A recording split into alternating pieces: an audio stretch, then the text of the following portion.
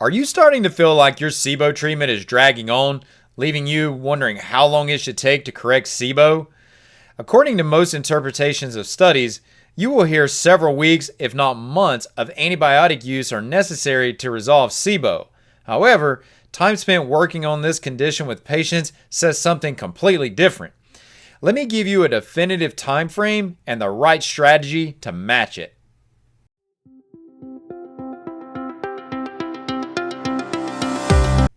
You want an exact time frame of how long it will take to correct your SIBO. I get it.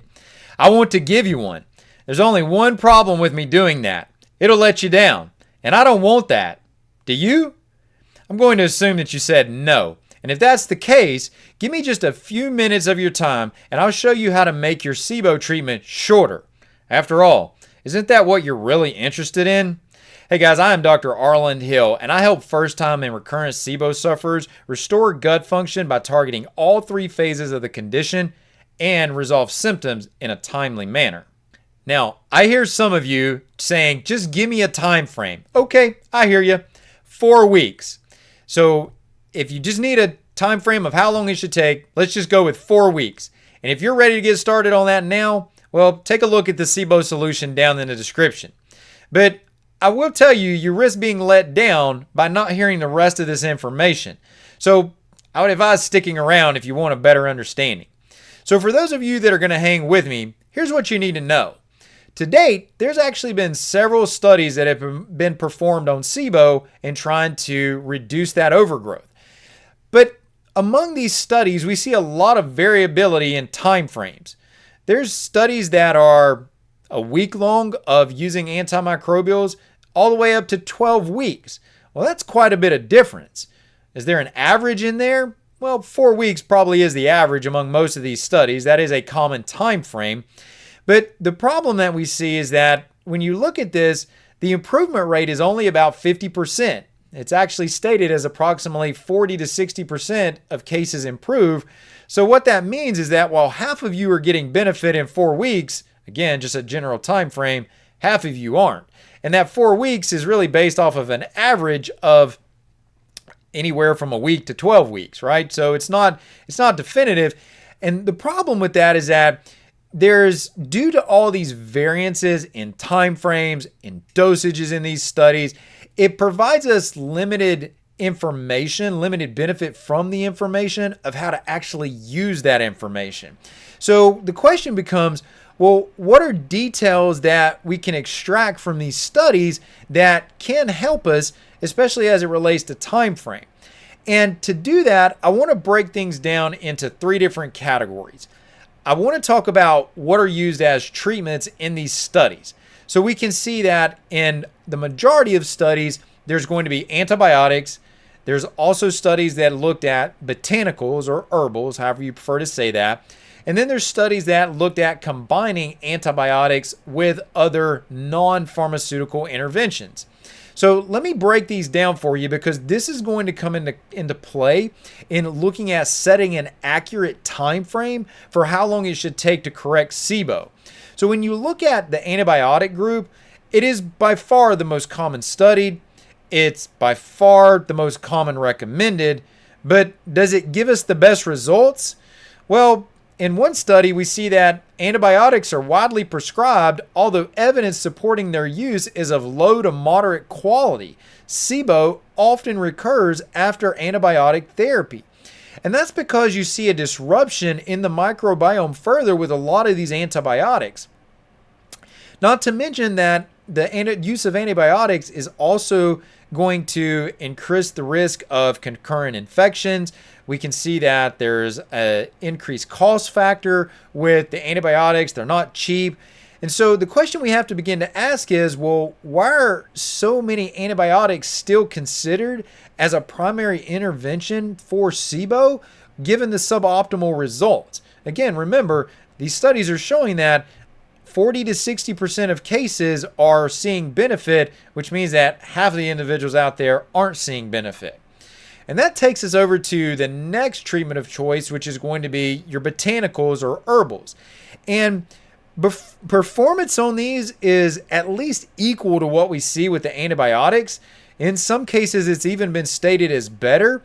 There was a 2014 study that was a 4-week study, so again, consistent with the time frame that I've given you, that showed slightly better outcome than the antibiotic rifaximin, and even showed that it was able to, for those individuals that didn't respond to rifaximin, that combination of botanicals was able to give a benefit to those non-responders of the antibiotic.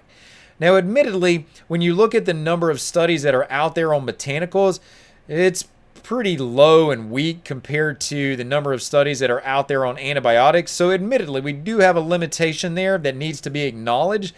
But I also think this is one of those times where we also have to recognize that botanicals are never going to be studied to the degree that antibiotics are on this conversation of SIBO. And so if you look at the anecdotal input about how botanicals can benefit SIBO, we certainly see that there is a large body of evidence for anecdotal improvement with SIBO with the utilization of these botanicals. So even though the studies are limited, I would still consider this a solid option.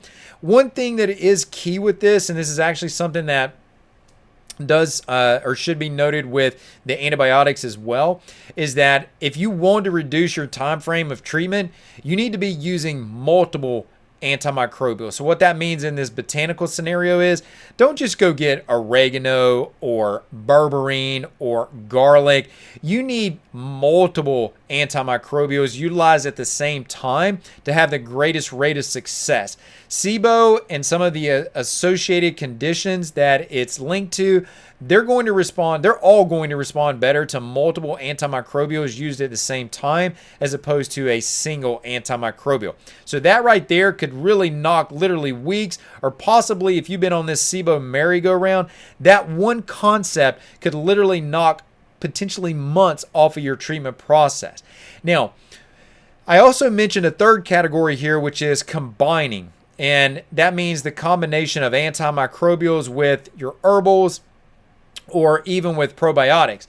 And so what we see is that when you combine antibiotics with your probiotics, that you generally are going to see a better outcome than just using the antibiotic alone. And the same thing is seen when you use the antibiotics with antimicrobials, that you're going to see a better outcome with the combination versus the use in isolation. I think this is interesting because it illustrates that there's a component to this that is benefited by introducing different microbial species, so introducing probiotics.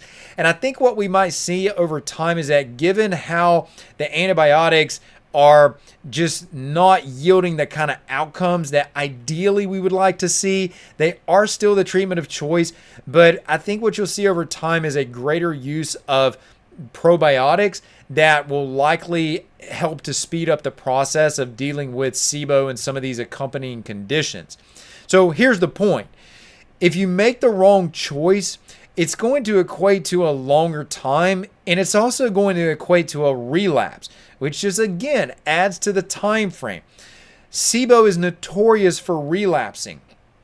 44% of individuals relapse on SIBO within 9 months. So we need to keep you out of that relapse cycle, what I call the merry-go-round of SIBO, and make sure that you're dealing with this and actually resolving it. And so to that end, there's a couple of commonalities that I've been able to attribute to a shorter overall time frame of dealing with SIBO. Yes, you need to deal with that initial 4 weeks, and I'll get to that, but there's other components here. So here's the commonalities that I've seen. Longer treatments are not better. So for example, when you see these antimicrobials or antibiotics being dragged out for months on end and multiple cycles of that or multiple rounds of that, that's not better. That's not going to yield you typically more optimal outcome in the long run. 4 weeks is a sufficient intervention time frame. And it's sort of like the Goldilocks paradigm, if you will, 4 weeks. It's long enough, but it's not too long. We don't want to treat for too short a period of time, but we don't want to treat too long either. So we want to be effective in that 4 weeks, but we don't want to treat for so long that we're starting to set back the beneficial organisms either. And that leads us to asking the question of, how to be most efficient in that 4 weeks. And the biggest thing that I typically see with this is that the dosing strategies are insufficient. They're not aggressive enough. So you want to be aggressive enough in that 4 weeks to get the outcome that you're looking for, but not carry that aggressiveness beyond that 4 weeks to the point that you're starting to, again, set back that overall state of microbes in the gut. So you don't want to continue to perpetuate that dysbiosis state. So the way, again, to accomplish this is multiple antimicrobials, combination therapy versus a single strategy. The other thing that you can do that is a commonality of keeping this treatment short is actually knowing what you're up against. What are you working against? There's a lot of similarities between conditions that are more definitively now named SIBO, IMO, and SIFO. And how you treat and manage each one of these, there's nuances to each one of these. There's nuances to dealing with candida. There's nuances to dealing with methanogens. And if you understand those nuances, you get quicker outcomes more efficiently. So the best treatment choice to deal with each one of those is going to in turn equate to a shorter overall time frame. And you also want to know what are the things that typically drag this time frame out. Well, quite frankly, one is just having the absolute wrong philosophy at the outset. Having the idea that if I take a pill to resolve this overgrowth, that is the single and only approach that I need to take. That philosophy is inaccurate. That is a reductionist mindset about what is going on and what got you to the point of having SIBO in the first place. You need to have a concept of not reductionism, but holism of everything that contributed to that onset of SIBO. Because if you don't deal with those things, SIBO is going to relapse. SIBO is in your future again, and I don't want that for you. So the way you deal with this relapse is preventing this relapse is deal with the primary causes. Things like pancreatic enzyme insufficiency. So dealing with the inability of your pancreas to adequately secrete enough enzymes. This is technically what's called pancreatic exocrine insufficiency, but it's just simply the ability of your pancreas to secrete enough enzymes on a routine basis. Reduced bile, not producing enough, concentrating the bile and secreting it adequately, low stomach acid, abnormal motility through your bowels. These are all things that open the door for SIBO to represent itself. And here's the other concept. Don't get into this notion of trying to eradicate SIBO. That's the wrong philosophy. These organisms that are associated with SIBO, they're organisms that are naturally found in the gastrointestinal tract. They're inherent there. The idea is that you want to do what's called a decontamination. You want to knock down the overgrowth. Knock down the overgrowth below the level of what is problematic. Get it back to what are normal levels so you're not trying to eradicate and completely eliminate these organisms. We just need to get them back below the baseline, back to what is considered ideal for them, and reduce those numbers to that level. If you're constantly pounding more and more antimicrobials to try to keep pushing down, your results are going to be insignificant that you're going to get from that. You're basically getting no bang for the buck out of that. So implement a strategy that allows you to be able to work backwards through that dysfunction. What was the onset or the trigger for the dysfunction? What caused the SIBO? And if you work backwards from that, you're going to take these very long, elaborate treatment protocols that seem to drag on and on and on, and you're going to significantly shrink the time frame associated with those. Not to mention that symptomatically, you're going to start feeling better a whole lot faster as well. So let's summarize here for a minute. We've got 4 weeks is the length of time to resolve SIBO.